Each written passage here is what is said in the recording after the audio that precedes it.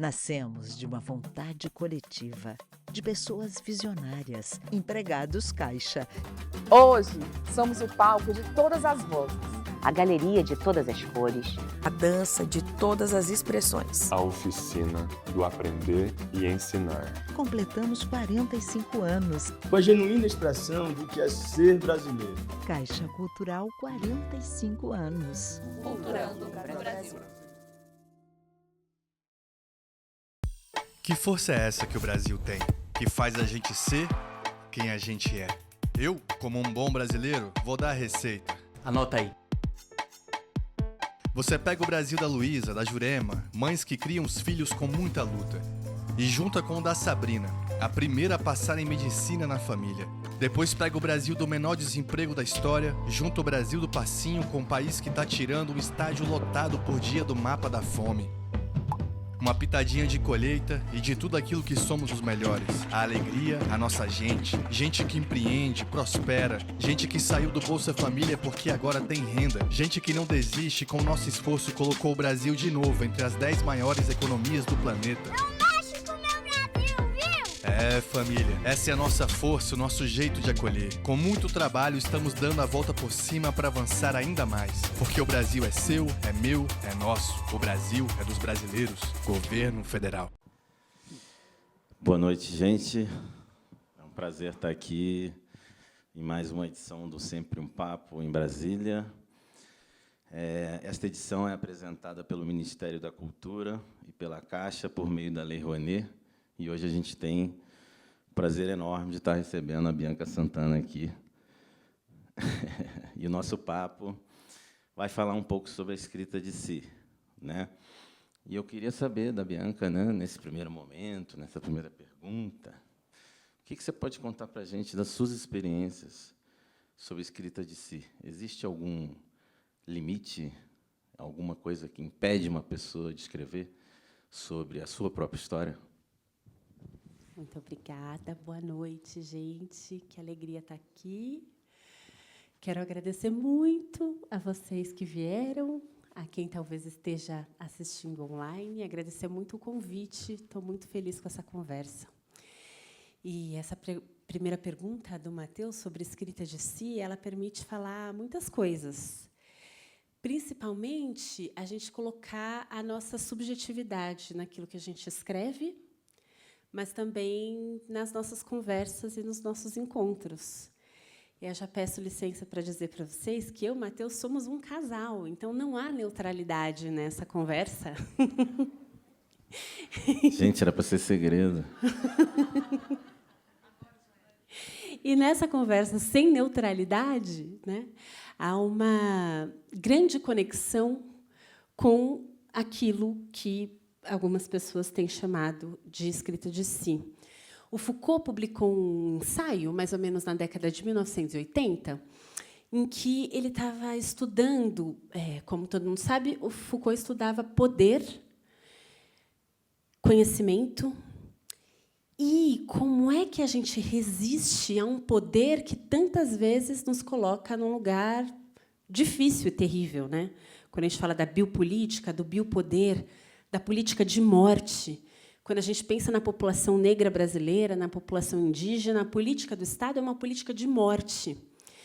E aí eu estudei, na minha tese de doutorado, a escrita de si de mulheres negras, muito baseada na obra da Sueli Carneiro, que vai entender as relações raciais do Brasil a partir da ideia de dispositivo do Foucault. Então, ela fala de dispositivo de racialidade. E, conforme ela vai mostrando para a gente a forma como o racismo opera no Brasil, ela fala também das resistências a esse racismo.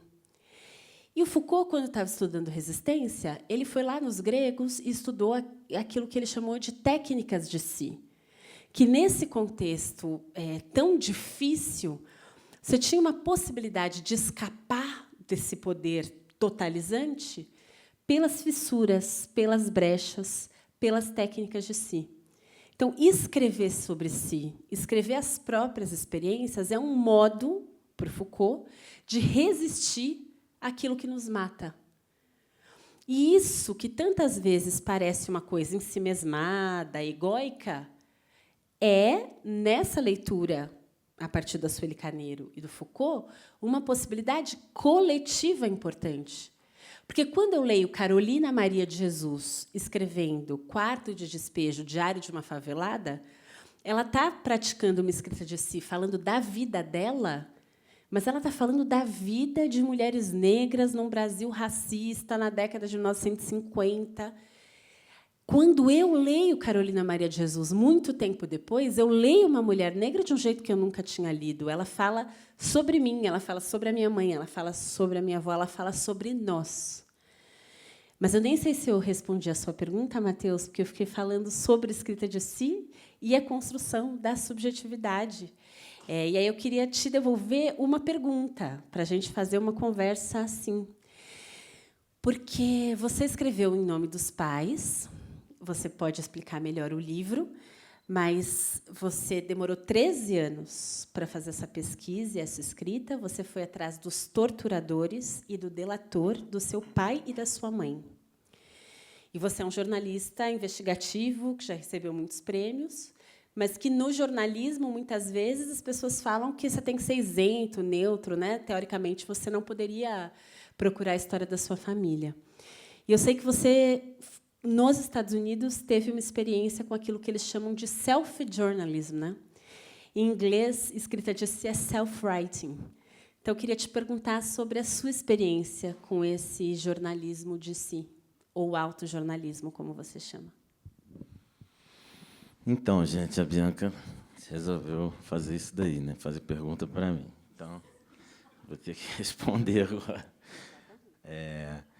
Na verdade, né, é interessante essa sua fala sobre Foucault, por quê? Porque o Em Nome dos Pais foi um caminho percorrido por mim, né, antes da Lei de Acesso à Informação no Brasil, feita pela ex-presidente Dilma Rousseff, um caminho muito tortuoso. Por quê? Porque o Estado brasileiro, mesmo depois da redemocratização, nunca permitiu acesso às informações do regime militar, né? Eu tive uma dificuldade enorme para conseguir todas as informações, e o meu objetivo final, apesar de eu ter ido atrás do delator, eu fui atrás da pessoa que ficou também responsável pela minha mãe no quartel onde ela foi presa, né? Por quê? Porque ela era menor de idade, né? Menor de 21 anos naquele momento, precisava ter um responsável, que era um tenente, né? Eu fui atrás dessas pessoas, eu fui atrás das informações dos documentos, passando por uma enorme dificuldade, mas meu objetivo era, na verdade, revelar quem foram os torturadores dos meus pais. Esse era o grande objetivo meu. Por quê? Porque o Estado brasileiro, né, nunca respondeu essa questão, e nós sabemos, né, que, né, apesar da minha família ter sofrido tanta violência, né, eles foram barbaramente torturados num quartel do Exército, por agentes públicos, né? Eu sei que é uma dor enorme que meus pais carregam até o dia de hoje, né? Minha mãe estava grávida do meu irmão mais velho, Vladimir, de 19 anos, minha mãe, Miriam Leitão, e meu pai, Marcelo Neto. Então, isso, obviamente, marcou muito a história da minha família e também me marcou. Mas existem, né, brasileiros, muitos brasileiros desaparecidos, né? E muitas pessoas que foram mortas durante esse mesmo processo de tortura que meus pais sofreram. Então, eu sempre digo, né, que, por mais que meus pais tenham sido profundamente marcados, a minha família, meu irmão e eu, né, nós conseguimos reconstruir a história da nossa família de alguma forma, né? E temos aí os números oficiais do Estado brasileiro, que são falhos, na minha visão, né, que apontam 434 desaparecidos políticos, por exemplo, mas, se nós formos contar os indígenas que foram na ditadura, nós vamos para... se soma mais 8.000 brasileiros, né, que não são contabilizados nem mesmo pela Comissão da Verdade. Então, o Brasil sempre lidou muito mal com essa reconstrução, com a redemocratização, e os presidentes civis que vieram após a redemocratização fizeram movimentos, mas, na minha opinião, movimentos muito tímidos na busca da memória, da verdade e da justiça sobre o que aconteceu no regime militar. E, para responder a sua pergunta, Foucault, naquele momento, quando você diz da subjetividade, para mim era muito importante descobrir quem foram os torturadores dos meus pais. Por quê? Porque isso era importante para que eu pudesse seguir em frente. Na minha visão, na formação, né, da minha pessoa, eu tinha uma lacuna que, para mim, era que me trazia muita dor também, que é essa falta da informação, que é essa falta, né, da justiça e da memória. O que isso traz para os familiares das vítimas do regime militar no Brasil. Então, eu precisava dessa informação para que eu pudesse seguir em frente. Então, casa perfeitamente com essa fala, né, do Foucault. E eu, após a feitura do Em Nome dos Pais, eu, né, pude, pelo menos, sabendo quem foram os torturadores dos meus pais, seguir em frente, né, na busca daquilo que eu achava que era importante para minha carreira e para minha pessoa mesmo, para o Mateus ser humano, né? Mas, passando a bola para você, de volta. Eu ia emendar uma coisa, mas nossa. eu vou falar e eu te pergunto. Ou você quer perguntar? Tudo bem. Não, você manda. Porque o tema, né, da nossa conversa, quem pode contar a própria história, fiquei lembrando dessa pergunta enquanto você contava. Porque muitas pessoas podem até ter o desejo de reconstruir a própria história ou a história da própria família, mas não têm condições para isso, né?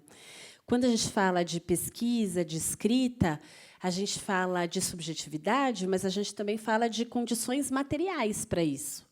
Se a gente pensar que, ao longo da história do Brasil, a gente teve, principalmente, homens brancos publicados, não só porque só homens brancos escrevem, mas porque o mercado editorial brasileiro sempre foi machista e racista, mais recentemente, mais pessoas negras publicadas, mais pessoas negras escreveram ao longo da história, apesar das dificuldades.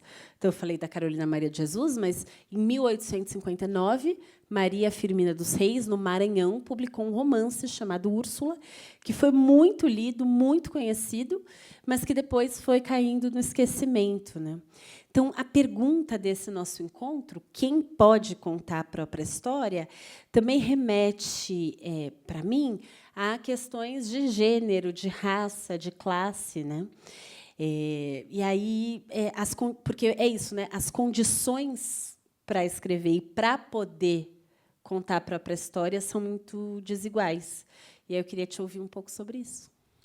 São muito desiguais, né, no Brasil, né? Acho que os seus livros, né, Quando Me Descobri Negra, Eu Continuo Preta, A Vida de Sueli Carneiro, eles trazem muitas informações, né, assim como Arruda e Guiné, dessa dificuldade que é, né, para a população negra brasileira conseguir chegar até esse lugar da escrita dentro das editoras brasileiras. Isso é um processo que nós temos vivido, né, de alguns anos para cá. Isso tem sido, né, um movimento que, de fato, tem renovado e trazido, na verdade, na minha opinião, o verdadeiro, vamos dizer assim, pela primeira vez nós estamos vivendo um movimento que traz, finalmente, uma resposta da sociedade brasileira para aquilo que nós todos vivemos. Então, são várias escritoras brasileiras negras que têm se destacado, vários escritores brasileiros negros que têm se destacado, não só na não-ficção, mas, assim, principalmente na ficção. Isso é algo que me deixa com uma alegria enorme, porque essas ficções elas passam por escritas de si que vão revelando muito da sociedade brasileira e da desigualdade e do racismo que o Brasil sempre teve, né, na sua história, né? Acho que, né, você já escreveu um pouco sobre esse processo, né, vamos dizer assim, falta de uma justiça de transição após a escravidão, que é o que acontece também no regime militar após a ditadura. Por quê? Porque era essa resposta de não saber quem são os torturadores ou quem assassinou Rubens Paiva ou quem participou da tortura de Vladimir Herzog, que o levou à morte, também em prédios públicos brasileiros. Isso é a falta de uma justiça de transição, né? Uma falta daquilo que seria imprescindível para que essa população pudesse, de fato, estar representada na sociedade brasileira, o que nós vimos e sabemos que não esteve nesses séculos, né? Nesse último século, e nesses últimos 2 séculos, né, que passaram. Mas aí, falando de ficção e de uma autora negra, que eu tenho profunda admiração, que é você, eu queria te perguntar, a Bianca Santana vai lançar o seu primeiro livro de ficção este ano, já entra na pré-venda, eu acho que no final de julho, início de agosto, ele começa a aparecer em festivais literários e também em livrarias, que é o Apolinária. Eu tive, obviamente, como vocês podem imaginar, o privilégio de ler o livro durante o processo, inclusive, que você estava fazendo, né? A gente teve uns momentos juntos em que você escrevia o Apolinária, e o Apolinária é esse livro lindíssimo que me emociona até ao falar dele, porque tem uma escrita de si muito poderosa ali no Apolinária, mas é isso, é uma escrita de si que também perpassa pela ficção, né? E eu queria saber de você, porque eu não escrevi, nunca consegui escrever um livro de ficção na minha vida, né? E a Bianca está lançando o seu primeiro agora, né? Eu queria que você falasse como é essa experiência da escrita de si dentro de uma ficção, porque eu acho isso de um empoderamento e de uma força que pode levar outros escritores, né, a trazerem, revelarem histórias ficcionais do nosso país. Obrigada. Tem algumas autores que trabalham com essa ideia de escrita de si do Foucault. Uma delas é a Margarete Rago, uma historiadora, professora da Unicamp, e ela também vai trazer uma outra noção cara à filosofia, que algumas pessoas falam de parrésia, outras falam parresia, mas como a busca pela verdade. E a busca da verdade, ainda que isso signifique risco. O Foucault escreve sobre isso também. Porque buscar a verdade é algo difícil, complexo, que muitas vezes o jornalismo diz fazer, mas muitas vezes o jornalismo não faz isso. Mesmo que o jornalismo diga que está buscando a verdade, a gente conhece como é produzido o jornalismo no Brasil. E determinadas verdades, elas são tão difíceis de serem perseguidas, que tem uma autora norte-americana, a Saidiya Hartman, que fala em fabulação crítica.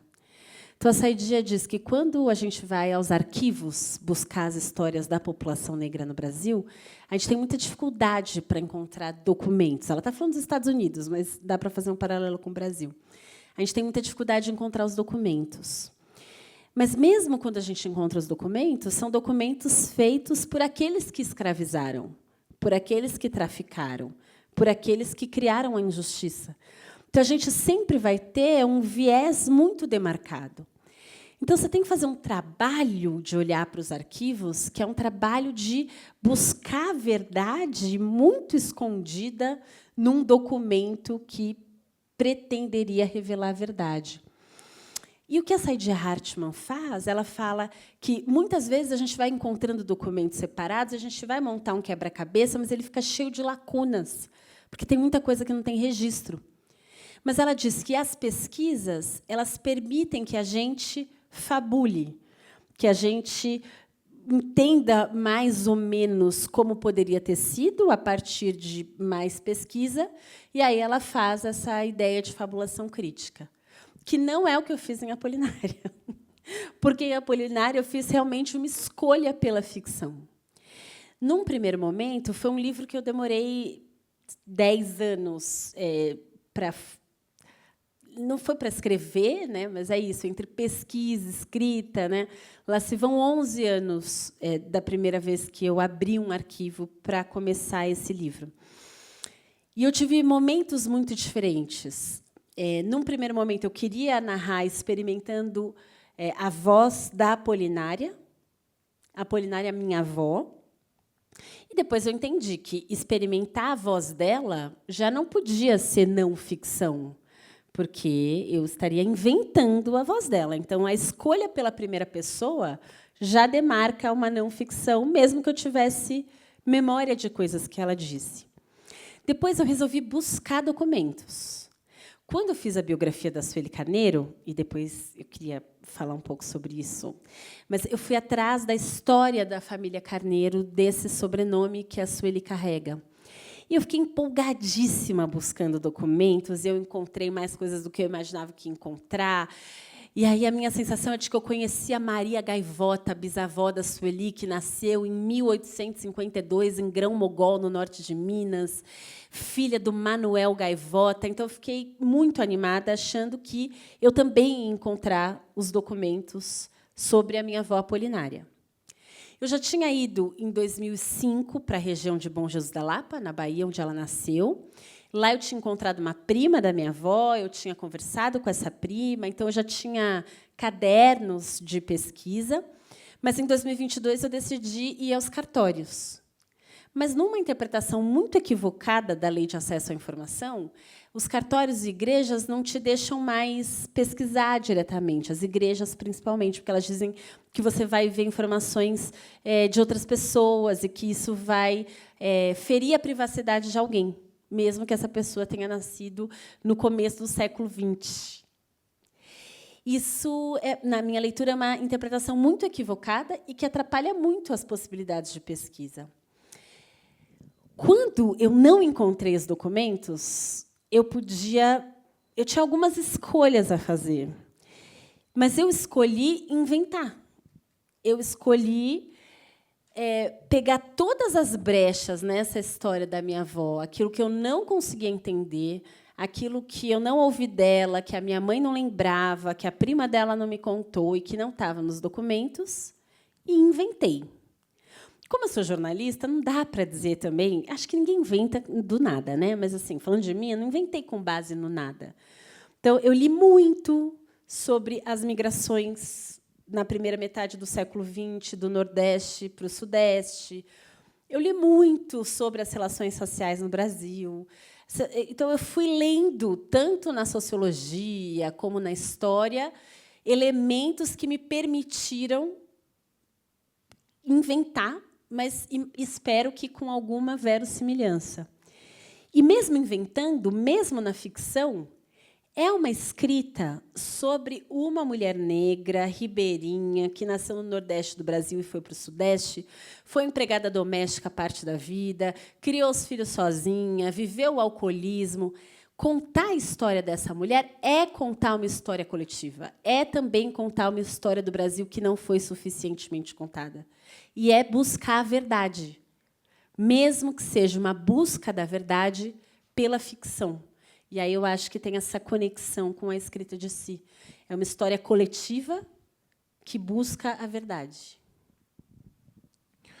Você falou uma coisa muito interessante, né? Que até os documentos eles foram escritos pelos brancos que escravizaram, e até nisso, na busca pelas informações, precisa ser feito um filtro enorme para que a gente possa chegar a essa verdade que se procura quando nós estamos fazendo livros de não ficção.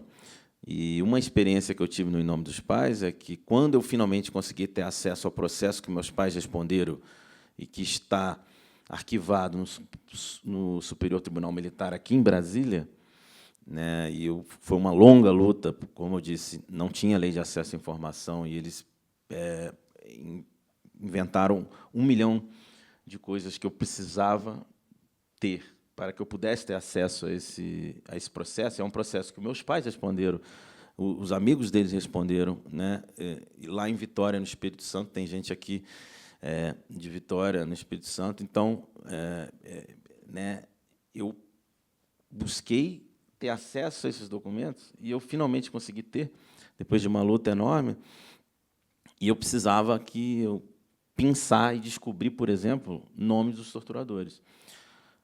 Eu sabia que tinha um homem que chamava Capitão, né, Guilherme, era apenas isso, a referência que eu tinha. Eles ouviam os presos daquele período, no 38º Batalhão de Infantaria, no Espírito Santo, ouviam Capitão Guilherme, Capitão Guilherme, Capitão Guilherme, participava das torturas, o Capitão Guilherme estava lá, eles conheceram o Capitão Guilherme, ele, né, foi um dos torturadores dos meus pais, mas eu não tinha o nome dele completo, né, nem eles sabiam o nome dele completo. Por quê? Quando ele ia participar das torturas, por exemplo, não tinha nem aquele registro, Capitão Guilherme, aqui, que fica na roupa do militar.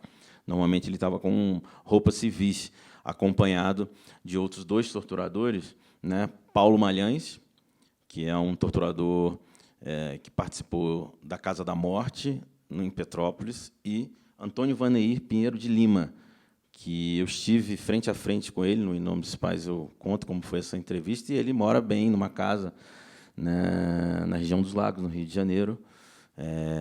Está tendo um final de vida em paz lá, sem responder por nenhum dos crimes cometidos, que são crimes imprescritíveis, é preciso registrar. Mas, por exemplo, o nome do Capitão Guilherme eu descubro pensando em determinado momento, tinha um ofício do chefe da área de inteligência do quartel, do chefe do S2, que é conhecido, e ele assinava um pedido de informações para um quartel no Rio de Janeiro. E estava lá, Pedro Guilherme Ramos. Foi quando eu consegui chegar ao nome do Capitão Guilherme, e esse Pedro Guilherme Ramos eu fui depois, né, consegui a foto deles, apresentei para todos aqueles presos, não eram só meus pais, eram 30 pessoas, e eu acho que a gente gostaria que depois que você falasse também um pouco da importância da escrita de si no coletivo, né? Sei que você já falou um pouquinho aqui quando você estava falando de Apolinário, mas acho que você pode aprofundar. Mas eu acho que isso se conecta, né, com o Em Nome dos Pais, né, de uma forma muito clara, porque quem estavam fazendo esses documentos eram os militares, né, e eu precisava, na verdade, ir filtrando aquelas informações que tinham muitas mentiras contadas pela ditadura, estão registradas nesses documentos oficiais, né, do regime. E daí eu retorno para você com uma pergunta para mim, que eu acho que a pergunta que eu gostaria de fazer para você, que eu tenho curiosidade, que é o que a investigação para escrever o Quando Me Descobri Negra, de que forma a investigação do Quando Me Descobri Negra te ajudou na hora que você foi escrever o Continuo Preta, a vida de Sueli Carneiro, né? Eu gostaria que você falasse para a gente, porque eu sei que, nas duas, você teve um processo de investigação, e são livros anteriores a essa primeira ficção apolinária que você vai publicar. Tá bom. Tem uma sagacidade na sua leitura dos documentos, porque, imagina, o regime militar não ia escrever num documento esse depoimento foi conseguido à base de tortura e o torturador é fulano, né? Então tem uma inteligência para encontrar informação nos documentos que eu acho importante e muito admirável, e que eu precisei experimentar para achar dados sobre a família Carneiro na construção da biografia da Sueli. O Quando Me Descobri Negra, que é o meu primeiro livro, a primeira edição dele é de 2015. Ele é um livro que tem uma série de relatos curtinhos, então vocês podem ver, ele é um livro pequeno, de poucas páginas, e tem essa escolha por histórias curtas, divididas em 3 partes, né? O livro, a primeira parte é o que eu vivi, a segunda parte é o que eu ouvi, e aí sim eu entrevisto uma série de pessoas. E a terceira parte eu chamo de O que eu pari, que já é uma tentativa de ficção, mas ainda assim muito, muito baseada ainda no que eu vivi e no que eu tinha ouvido.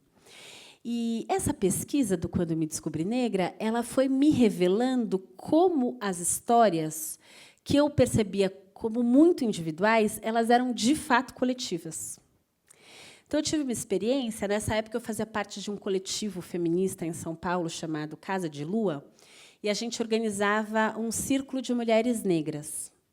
E aí, quando eu li um trecho do Quando Me Descobri Negra, E aí era um trecho que mencionava que eu tinha crescido numa Coab, um conjunto habitacional, né, criado pelo Estado. Alguém da mesma roda falou: nossa, eu também, e outra, eu também. E a gente foi percebendo o quanto, para muitas daquelas mulheres negras da mesma geração que a minha, o acesso a uma escolarização de qualidade tinha sido possível porque a família não pagava aluguel. E isso só tinha sido possível porque teve política pública de habitação. E aí fica muito evidente como uma trajetória que é individual, ela é também coletiva. Nesse livro, no Quando Eu Me Descobri Negra, isso também vai aparecer depois no Apolinária de outro jeito, eu menciono que a minha avó foi empregada doméstica, depois a minha mãe, ela foi babá aos 5 anos de idade, foi empregada doméstica depois. Mas a minha mãe rompe com esse ciclo porque ela acessa a universidade, ela presta um concurso público. E ela vai trabalhar na Secretaria Estadual da Saúde. Nesse mesmo período, na década de 1970, a Sueli Carneiro, que anos depois eu vou escrever a biografia, faz um concurso no mesmo período e vai trabalhar na Secretaria Estadual da Fazenda. E aí percebe, tem um monte de estudo sociológico hoje que mostra a possibilidade de ascensão para mulheres negras dessa geração era o concurso público. Por quê? Porque o emprego no mercado exigia boa aparência. A Lélia Gonzalez escreveu sobre a boa aparência, a Sueli Carneiro escreveu sobre a boa aparência. O que era a boa aparência? Era o anúncio de jornal dizendo: não é uma vaga para pessoas negras, é uma vaga para uma pessoa branca.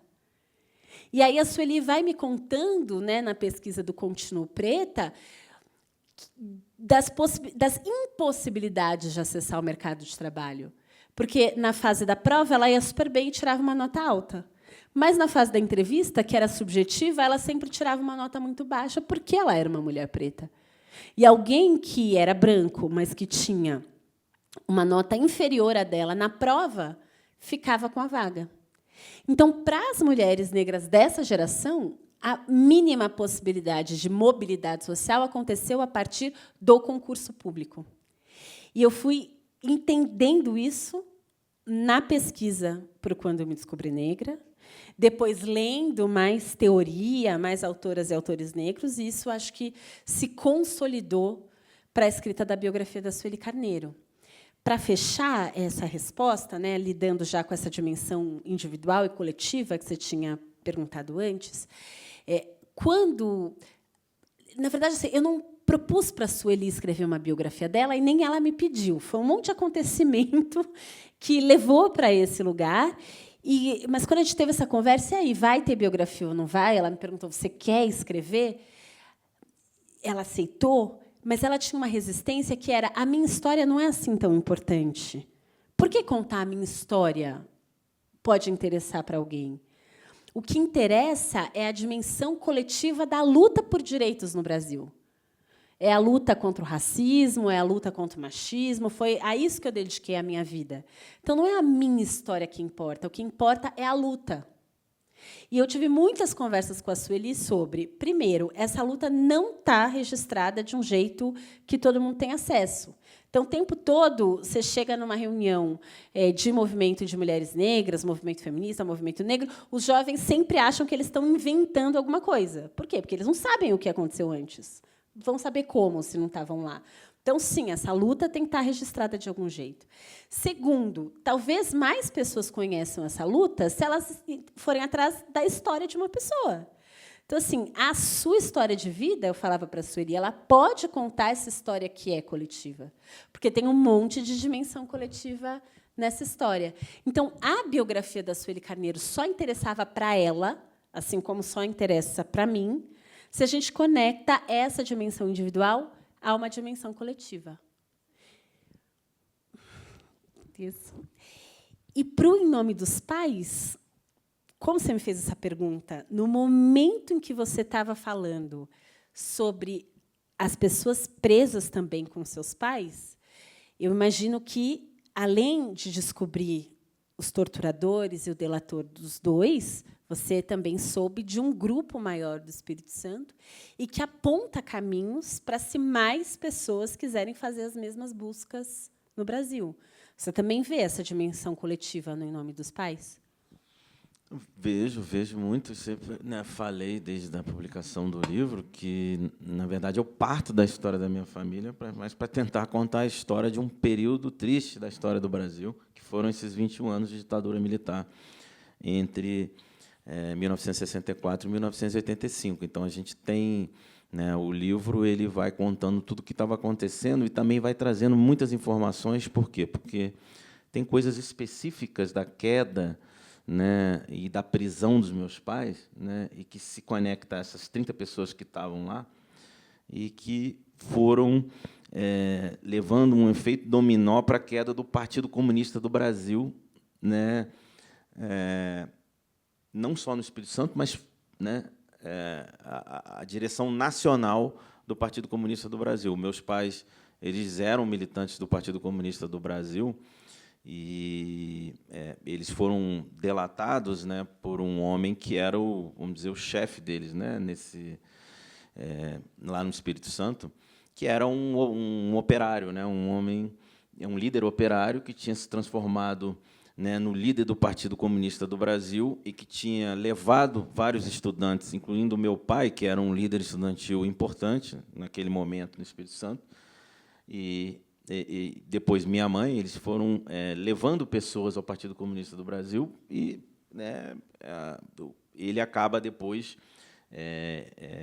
Eu fiz a entrevista com ele, meus pais e todos aqueles colegas desse delator, que é o Fuedes dos Santos, dizem que ele não foi torturado, porque chegaram lá no quartel, ele estava bem, estava vestido, banho tomado, barba feita, mas quando eu encontrei, ele se escondeu 40 anos. Quando eu consegui encontrá-lo, e foi uma luta enorme, né, eu descobri, porque ele fez uma dívida para comprar uma geladeira, né, e eu conto tudo isso no livro.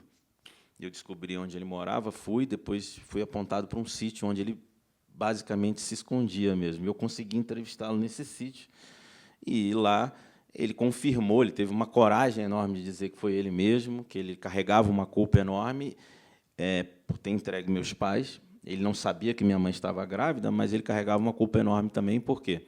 Porque ele levou a queda de Lincoln Cordeiro Oeste, que era um importante membro do Partido Comunista do Brasil e da luta pela democracia no país. Era um homem que acabou ele entregando o encontro que ele teria, o Fuedes, em ter um encontro com ele, em dezembro, né, no dia 20 de dezembro de 1972, e os militares e a Polícia Federal pegaram ele nesse lugar. Ele foi barbaramente torturado, e a ditadura inventou no jornal, eu achei esse jornal, que ele tinha tentado fugir, por isso foi morto. Mas, na verdade, ele foi torturado e assassinado dentro de um quartel militar. Então, o Fuedes dos Santos faz essa entrega o Lincoln Cordeiro Oeste, que chegou a ser deputado federal. Ele foi deputado federal e cassado no ato institucional número 1. Né, ele é um daqueles que foi cassado. Dos 100 parlamentares, se eu não estou enganado, que foram cassados no ato institucional número 1, né, logo no início do regime. Né, e depois cai Carlos Daniele também, por conta da delação do Fuedes. Então, eu parto dessa história dos meus pais, mas, na verdade, eu vou contando essa parte da história do Brasil. O Carlos Daniele e o Lincoln Cordeiro Oeste, nesse momento, eles eram a ponte entre a guerrilha urbana contra a ditadura e a guerrilha rural, né, que se materializou na guerrilha do Araguaia. E, por isso, a guerrilha do Araguaia acaba isolada, por conta da queda de Carlos Daniele e Lincoln Cordeiro Oeste. E aí começa o martírio da guerrilha do Araguaia, que leva à morte de mais de 60 brasileiros sob tortura e assassinados também em confrontos com os militares. Né? Então, é isso. Na verdade, o Em Nome dos Pais também tem, sim, esse interesse coletivo, e eu entrego com todas essas informações que vão sendo reveladas na minha investigação. Né? Mas eu não sei se eu posso, como mediador, acho que sim, né? mudar o rumo da prosa um pouquinho para falar um pouco sobre uma coisa que eu acho muito importante nos seus livros. Você também é uma autora de livros infantis. E você lançou recentemente um livro chamado Quem Limpa, que está também muito lindo e traz se revela de uma forma muito poderosa sobre um problema que vem se arrastando no Brasil ao longo dos anos e que tem muito a ver com o racismo, né? E essa experiência no lugar da mulher negra, né? Que você expõe no Quando Me Descobri Negra e no Continuo Preta, mas também no Quem Limpa. E eu queria que você falasse um pouco sobre como os livros infantis também se conectam com essa escrita de si. Quando eu terminei o Quem Limpa e li para os meus 3 filhos, que já são adolescentes, não são mais crianças, eles falaram: ninguém vai querer ler esse livro. Que livro chato, é óbvio que ninguém vai gostar. A Cecília, minha filha, falou: daqueles livros que a mãe leva para casa e a criança não quer ler. Que chato, né? E é curioso, porque outro dia eu recebi uma mensagem da Carol Torres, uma amiga que dá aula para crianças de 4 anos de idade. Ela não sabia dessa história da minha filha. Ela falou: Bianca, a meninada de 4 anos amou o livro. Eles ficam pedindo para ler todo dia. Eu: tá vendo, Cecília? Não é verdade que nenhuma criança quer saber. Por quê? Porque tem um tom no livro, e aí isso também foi uma discussão com as minhas editoras, né, da Companhia das Letrinhas, do quanto cabia ironia para uma escrita de livro infantil. E eu defendi que cabe ironia. Está aqui a Alessandra Rosqui, que é premiada, autora maravilhosa de livros para as infâncias, que concordou, porque, de fato, cabe ironia para as crianças. E aí o tom do livro é assim: num país muito, muito distante, ou as casas ficavam uma bagunça imensa, ou tudo ficava pronto magicamente. E aí a Ana Cardoso, que é a ilustradora do livro, maravilhosa, a gente foi, né, construindo página a página, e aí, onde estava tudo uma bagunça, uma confusão, ela detalha, né, nos desenhos que confusão era essa. E depois, nas páginas do Tudo Ficava Limpo Magicamente, tem lá 2 crianças jogando videogame e uma mulher negra no fundo limpando. Tem uma criança fazendo alguma coisa aqui e uma mulher na pia, né? E aí, assim, o mágico que está na palavra escrita, dá para ver na ilustração que não tem magia nenhuma, que tem uma pessoa fazendo aquele trabalho e que é um trabalho invisibilizado, que muitas vezes parece que é magia, mas de magia não tem coisa nenhuma, né? E aí o livro continua na ironia. Nesse lugar distante, não era como aqui, que todo mundo divide, que cada pessoa faz um pouco. E aí tem lá um homem cuidando do cabelo de uma idosa, tem lá um bebezinho guardando os próprios brinquedos, tem as crianças organizadas, né, junto com a mãe e o pai, lavando. Então, assim, não era como aqui, que todo mundo divide o trabalho doméstico, a casa fica legal, mesmo que tenha alguma baguncinha, não tem problema, não precisa ser perfeito, mas não fica pesado para ninguém, né? Então, o livro é isso.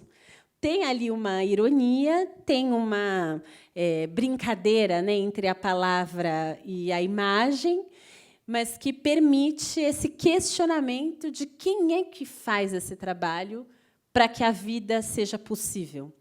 E o curioso é que esse tema, né, do trabalho doméstico é um tema muito caro para o feminismo, para os estudos de gênero. Muitas vezes a gente chama, né, de trabalho de reprodução da vida, mas não tinha um livro infantil sobre isso. E eu não tinha me dado conta de que não tinha um livro infantil sobre isso. E aí eu recebi uma mensagem do Magno Farias ou Freitas, minha cabeça está um horror, mas o Magno, que é um mega especialista também em literatura infantil, conhece muito do que é publicado no Brasil, e o Magno Farias me falou: Bianca, como até hoje não tinha um livro infantil sobre esse tema? Isso mostra como o nosso buraco é muito mais embaixo, porque é tão invisível que não é tema. A gente tem livro infantil sobre tudo, várias versões, de vários jeitos, traduções e nacionais. Mas, para um tema do cotidiano, que estrutura de forma tão profunda as nossas desigualdades, a gente nem fala sobre isso com as crianças. E aí, conectando, né, com o que você falou sobre o que está escrito no Arruda Guiné e nesses livros que estão aqui, a Lélia Gonzalez tem um texto importante em que ela fala que, depois da abolição, você não tem política reparatória nenhuma para a população negra, então não tem acesso à terra, não tem escola, não tem trabalho, mas as mulheres negras têm uma fonte de renda possível, que é o emprego doméstico. Tem um período recente no Brasil, até a década de 1990, o que significa ontem, que mais de 90% das mulheres negras que tinham algum trabalho, esse trabalho era ser empregada doméstica. Então, por muitas décadas, era o único trabalho possível para mulheres negras no Brasil, sendo que os homens negros não tinham nem este trabalho possível. Quando a gente naturaliza que, no Brasil, vai ter uma mulher pobre dentro da casa de classe média, e quase sempre essa mulher pobre é uma mulher negra, fazendo esse trabalho doméstico, a gente também não discute profundamente relações de gênero.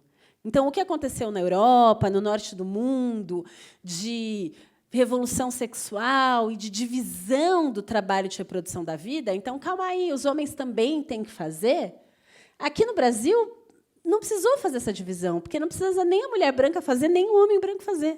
É só trazer uma mulher negra pagando mal o que ela faz. Então, é muito estruturante do quanto o Brasil é desigual.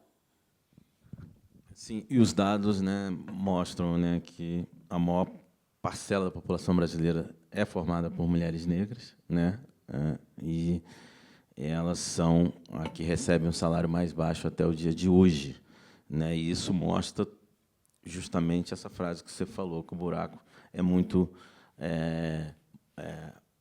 mais profundo do que todos nós, que, inclusive, tratamos desses temas, né. Eu sou colunista, inclusive, eu estava desabafando esses dias com o meu padrasto, Sérgio Abrantes, tanto que o jornalismo diário, né, eu tenho uma coluna diária que eu tenho que publicar várias notas por dia e colunas de opinião, e o quanto que o jornalismo diário me afasta da literatura naquilo que eu tenho de desejo de escrever, né? Eu tenho outros projetos.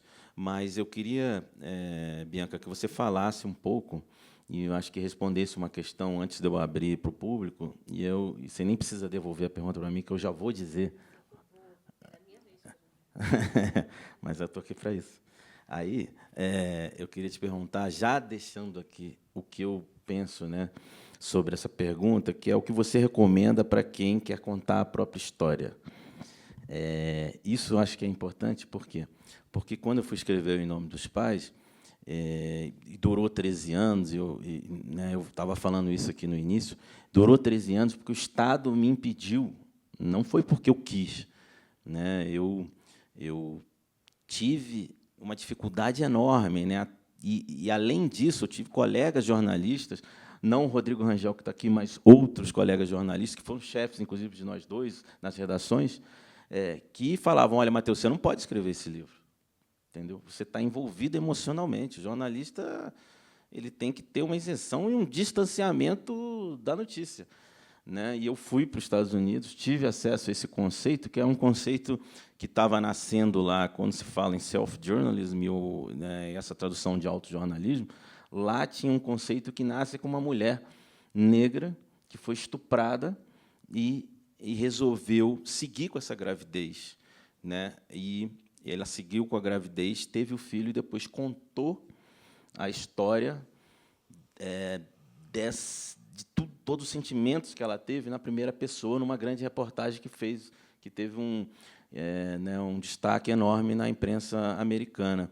E eles chamaram de uma virada de conceito em relação ao jornalismo, porque ela era uma jornalista, uma mulher que estava contando a sua própria história na primeira pessoa e com totalmente envolvida naquilo que ela estava escrevendo. E eu tive essa experiência também no Em Nome dos Pais, porque é óbvio que, né, a minha ligação e o amor que eu sinto pelos meus pais e pelo meu irmão mais velho, né, nesse processo todo, ele se revelava de várias formas, inclusive com muita dor. Eu diria que o que mais foi importante para a escrita de Si, no Em Nome dos Pais, para mim, foi a perseverança. Por quê? Porque o Estado ficava sempre me dificultando a ter acesso às informações. Mas eu queria que você falasse o que você recomenda, né, sobre para a escrita de Si, para as pessoas falarem da escrita de Si e exporem a importância em relação à coletividade. Escrita de Si não é postagem de rede social que as pessoas se autoelogiam, né? Escrita de Si não é autopromoção, não é falar das coisas maravilhosas que você é capaz de realizar, mas é buscar a verdade sobre si, numa investigação profunda, dolorosa e permeada de contradições. E isso me parece, muitas vezes, uma busca da verdade mais profunda do que faz o próprio jornalismo, né? Porque, nesse mito da isenção, da distância, da imparcialidade, a gente vê absurdos sendo feitos. Quando se, de fato, numa escrita de Si implicada com essa busca de verdade, tem muito mais possibilidade de acessar o complexo e o contraditório, e você é muito transparente com quem lê. Então, quem pega o Em Nome dos Pais para ler sabe que o Matheus Leitão é filho da Miriam Leitão e do Marcelo Neto. Sabe que ele tem um envolvimento emocional tremendo com os dois e com o Vladimir, que estava na barriga da mãe. Você não está escondendo isso das pessoas, você está explicitando que esse é o seu ponto de partida. Isso não diminui nem a investigação, nem aquilo que você escreve. Pelo contrário, na minha visão, isso engrandece o seu texto. E, para quem quer pesquisar a própria história, pesquisar a história da própria família, escrever a própria história, eu recomendo essa busca da verdade. Mesmo que verdade seja algo tão subjetivo e inalcançável. Então, a gente não vai chegar a uma verdade, mas a gente buscar essa verdade, lidando mesmo com aquilo que não dá orgulho, é algo muito importante que a gente pode entregar, né, para a gente, mas que a gente pode também entregar para a coletividade. É muito comum, quando as pessoas têm desejo de escrever sobre a própria experiência ou sobre a própria família, que as pessoas se perguntem, mas, puxa, será mesmo que vale a pena? Eu não tenho uma história grandiosa. Minha história não é tão importante, a história da minha família não é tão importante assim. E talvez esteja aí a importância de contar essa história. Porque, se você tem a sensação de que essa história não é importante, possivelmente é porque você não leu histórias de pessoas da mesma classe, da mesma raça, do mesmo gênero. E aí está a importância de contar.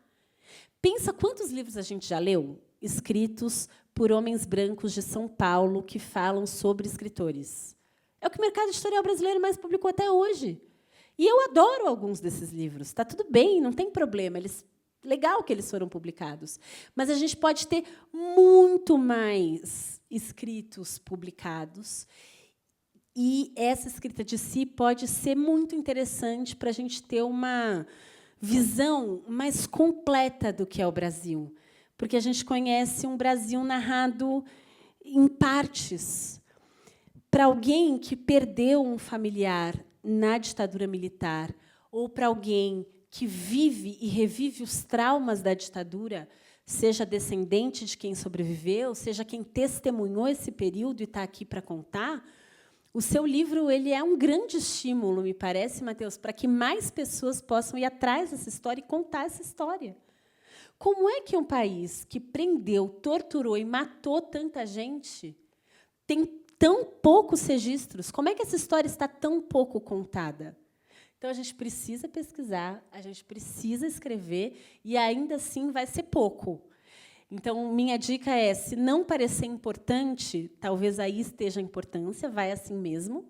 Você está com medo? Vai com medo mesmo. Eu também fui com medo, provavelmente você foi com medo também, e é com medo que a gente continua. E busca a verdade, mesmo sabendo que a verdade é inalcançável, essa busca pela verdade ela é muito importante. E você quis se livrar das minhas perguntas, mas eu vou fazer uma última pergunta para você, antes da gente abrir para as pessoas.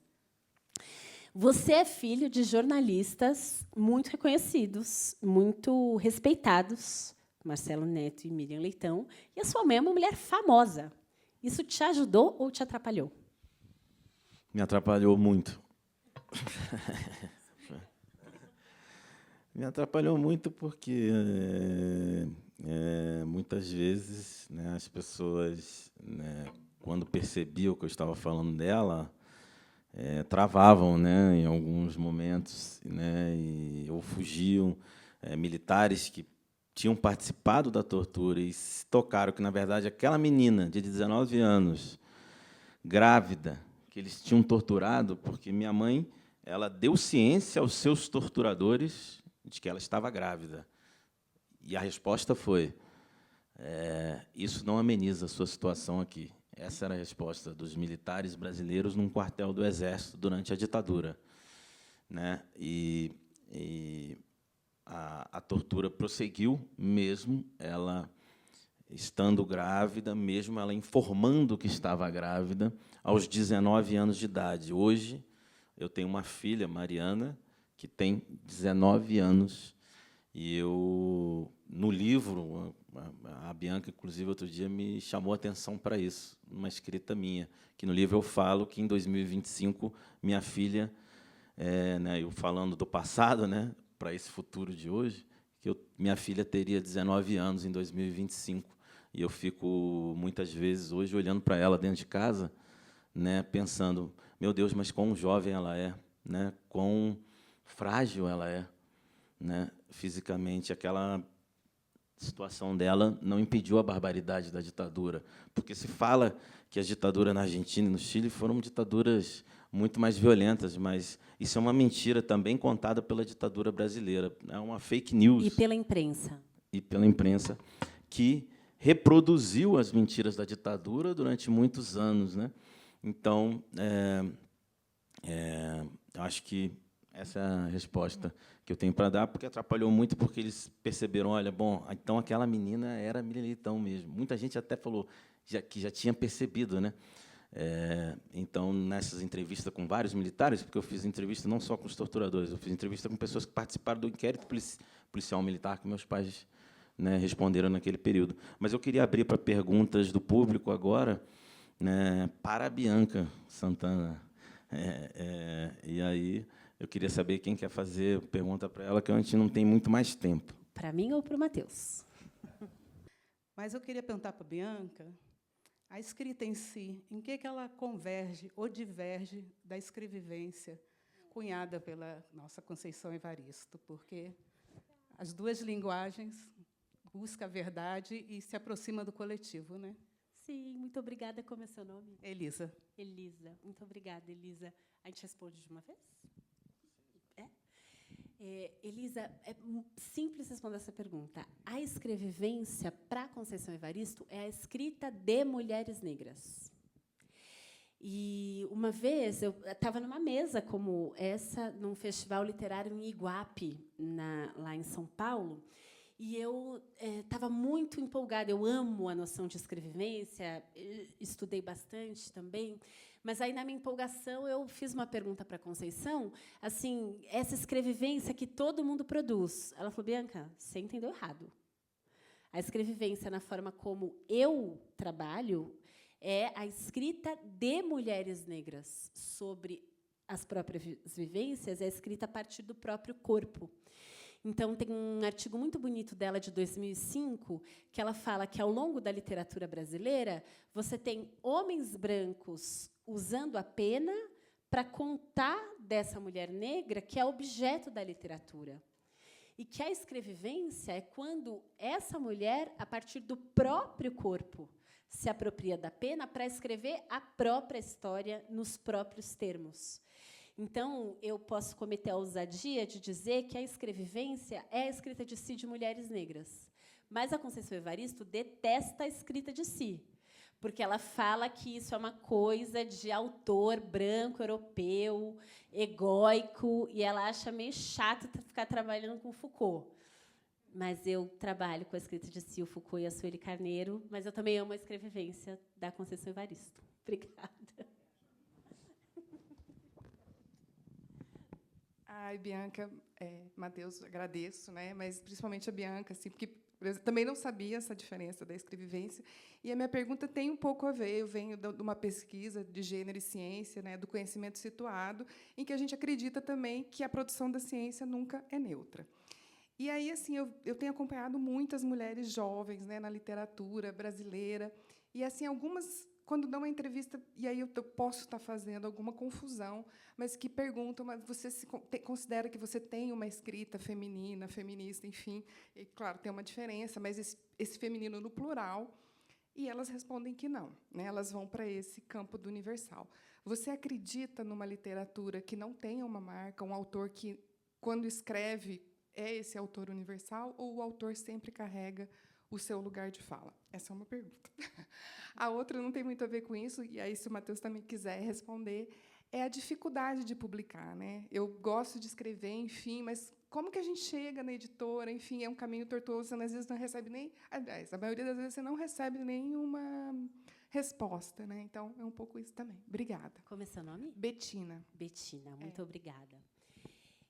Primeiro, essa universalidade, ela é inventada na Europa do Renascimento, que também inventa essa ciência neutra, e essa neutralidade ela cria as condições para chegar no continente africano, sequestrar pessoas para serem vendidas como escravizadas, invadir as Américas, matar o máximo de pessoas possível para trazer aquilo que é valor universal do ser humano, né? E isso foi chamado de Renascimento ou Época das Luzes.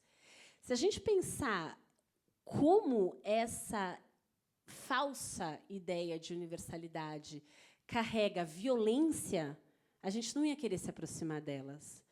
Então, dessa ideia, né? Então, eu imagino que muitas dessas autoras, principalmente autoras jovens, elas têm uma necessidade de afirmar que a literatura delas é equivalente à literatura dos homens, das pessoas brancas, dos europeus, mas nessa equivalência, se elas desconsideram o que tem a universalidade, elas reforçam um discurso, na minha leitura, que as coloca numa posição de inferioridade.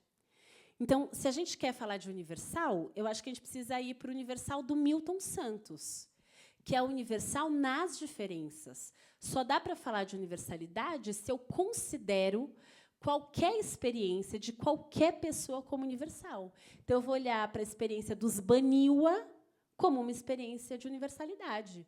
Eu vou olhar para a experiência do povo Quechua, andino, como uma experiência universal. Aí, tudo bem olhar para a história da Itália como uma história universal, olhar para a filosofia grega como universal, se a filosofia iorubá for universal também. Porque tudo que é humano me interessa, não tem problema. Mas, se isso for universalidade, se o universal for construído a partir de hierarquia, daquilo que é superior, ele não me interessa. Então, se essas autoras acham que uma literatura feminista é menor, que uma literatura feminina é menor, não me interessa. Ou eu falo sobre literatura, sabendo que quem produz literatura feminista produz literatura negra, literatura afro, chame como quiser, é literatura. Então, muitas vezes, a gente vai se apropriar dessa classificação para dizer que a gente também existe, mas sabendo também que é universal. Não sei se eu te respondi a primeira, Betina. A segunda, sobre publicação, vou passar também para o Matheus, mas, de fato, o mercado editorial brasileiro, por mais que hoje ele seja mais aberto, mais plural, mais diverso, ele ainda é um mercado editorial fechado, porque as editoras pequenas elas têm pouco capital de giro, elas têm pouca condição de imprimir, principalmente, porque o papel é caro, muito caro, distribuição é muito cara, e as editoras pequenas elas têm pouca condição de publicar mais pessoas. E as grandes editoras gostam de publicar aquilo que, na lógica comercial, tem mais chance de vender. Então, se elas fazem ali uma conta de que aquilo não é muito vendável, elas não publicam. Mesmo que, muitas vezes, a gente ouça esse discurso que é pelo conhecimento, pela literatura, a gente sabe que não é exatamente assim, e não é exatamente assim para todo mundo, principalmente. A boa notícia é que tem crescido as possibilidades de autopublicação. E muitas pessoas que depois são republicadas por grandes editoras, elas conseguem ser lidas por muita gente se autopublicando. E aí dá para autopublicar e-book. Hoje tem mais possibilidades de impressão sob demanda, de menos exemplares de livro. Então, mesmo que isso custe para a autora ou para o autor, é uma possibilidade que antes não existia. E tem os coletivos, né? Aqui em Brasília, possivelmente, tem Leia Mulheres, como tem em vários lugares do Brasil. Elas escrevem. Em São Paulo, tem Quilomboje, que, desde 1978, publica os Cadernos Negros. Imagina, 1978, pessoas negras com pouca condição econômica criam uma publicação e, a cada 2 meses, ou poema ou conto. Muitas autoras e autores negros que a gente conhece hoje, inclusive Conceição Evaristo, publicaram pela primeira vez nos Cadernos Negros. Então, assim, buscar os coletivos e a autopublicação me parece um bom caminho. Você também, Cadernos Negros. 45. Pronto, a gente pode buscar Cadernos Negros 45. Obrigada. Essa relação com as editoras, em alguns momentos, fica difícil, né? Eu tive boas experiências e experiências ruins, né? Então, acho que eu vou contar rapidamente como foi o Em Nome dos Pais. O que eu fiz? Eu publiquei uma reportagem num site de jornalismo independente que contava um trechinho dessa história do livro. Quando saiu, eu não imaginava a repercussão que teria, mesmo envolvendo pessoas como a minha mãe, que tinha uma projeção nacional e tem uma projeção nacional, né? Mas teve uma repercussão enorme. Nesse caso, abriu-se a porta de uma editora. A editora me procurou. São 2 editoras que me procuraram, perguntando se eu estava escrevendo mais coisas sobre essa história. Foi quando eu disse. E a editora que fez a melhor proposta, eu segui com ela. Hoje eu estou, na verdade, sem editora. Eu tenho um livro que teve, vamos dizer assim, uma trajetória importante, porque vendeu muitos livros, né? São muitos exemplares vendidos desse livro. Ele virou documentário na HBO, virou uma peça de teatro em Minas Gerais. Bruno Barreto está fazendo um filme, comprou os direitos, e ainda assim eu estou sem editora. Imagina, é um livro que está indo para as telas dos cinemas, e eu estou sem editora neste momento. Estou procurando uma editora para republicá-lo, para, quando o filme sair, ele estar de volta na praça, ou até antes disso. Mas estou passando dificuldade. Então, é muito difícil, no Brasil, se publicar, mesmo num caso, vamos dizer assim, de sucesso, como foi o Em Nome dos Pais, né? E eu queria abrir para mais uma pergunta, porque a gente está chegando no finalzinho aqui mesmo. Mas aí, quando a gente encerrar, a gente, assim, na hora que a gente estiver descendo, a gente pode ir conversando. Boa noite. E eu te ouvi falar da tua avó, aquilo também me emociona muito. Escutando, a gente está falando muito na perspectiva da escrita, e eu não posso contribuir como escritora, mas eu acho que a leitura também é um ato político. Então, na condição de leitora, eu estou tentando ler, né? Eu li já os teus livros, e puxou um fio que eu comecei a ler outras escritoras. Eu li a tese de doutorado da Sueli Carneiro, eu li a Lélia Gonzalez, eu já tinha lido todos da Conceição Evaristo, já tinha lido Maria Firmina, né? Eu sou uma leitora e eu tento politicamente ler esses caminhos, assim.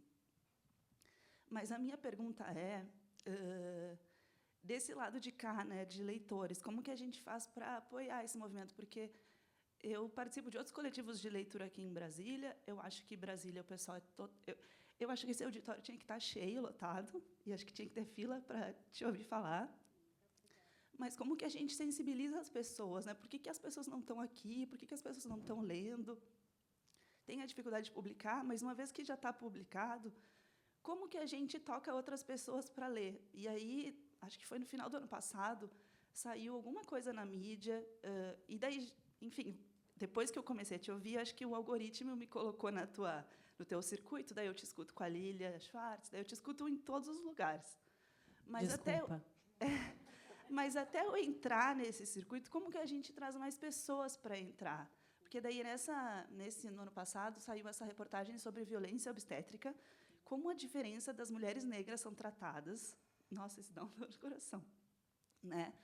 em situação de, né, no parto, que violência que elas sofrem, qual a diferença. E daí uma militante, não sei como se fala assim, eu estou num grupo de leitoras e ela está lá com muitas pessoas.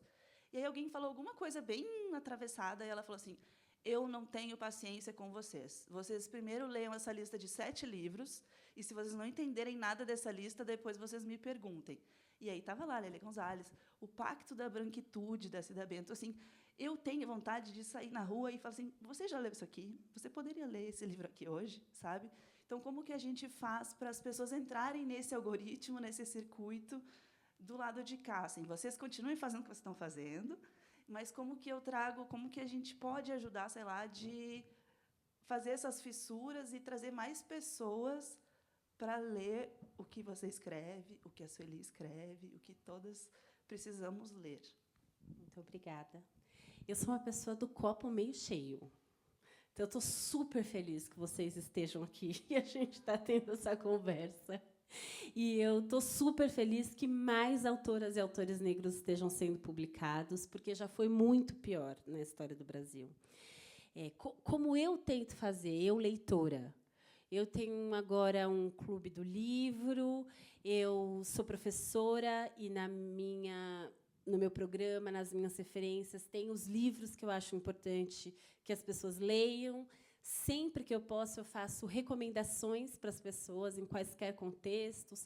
Eu dou de presente não só os livros que eu gosto, como produto de pequenas empreendedoras, em vez de ir no shopping comprar uma coisa feita sei lá por quem. Então, acho que tem uma coisa da nossa prática cotidiana, ter essa consciência de o que é que eu quero produzir no mundo, né? Então, onde eu vou colocar a minha energia? Onde eu vou colocar o meu dinheiro? Onde eu vou o que eu vou reverberar nas minhas ações? Isso eu acho que é uma coisa muito importante e que tem mais poder do que a gente imagina.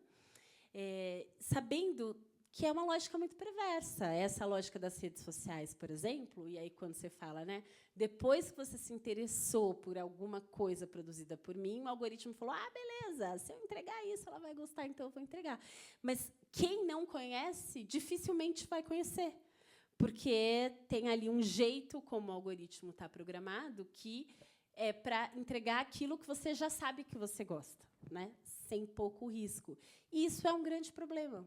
Porque, além de a gente acabar, né, ou dificultar uma diversidade de acesso à literatura, a gente também tem um problema com a nossa democracia, e todo mundo aqui sabe disso. Então, a gente vive um momento em que quem gosta de determinado candidato de determinado jeito só recebe informação daquele jeito. E tudo que a gente sabia sobre comunicação, que o Muniz Sodré chama de ciência do comum, de todo mundo ter acesso às mesmas informações para, a partir daí, decidir, isso não existe mais. Porque cada nicho, cada grupo tem acesso a um pedaço. Então, a gente precisa regulamentar as redes sociais, as plataformas digitais. E aí, literatura é também política. Então, para mais autoras e autores negros, mulheres, serem conhecidos, na lógica das redes, a gente não pode ter o Vale do Silício dizendo aquilo que vai circular para a população brasileira. Então, é isso. Eu gosto mais de literatura do que de política, mas a gente precisa regulamentar as plataformas digitais no Brasil. Gente, eu sinto muito ser essa pessoa chata. E eu sei que você provavelmente deve ter uma pergunta muito interessante.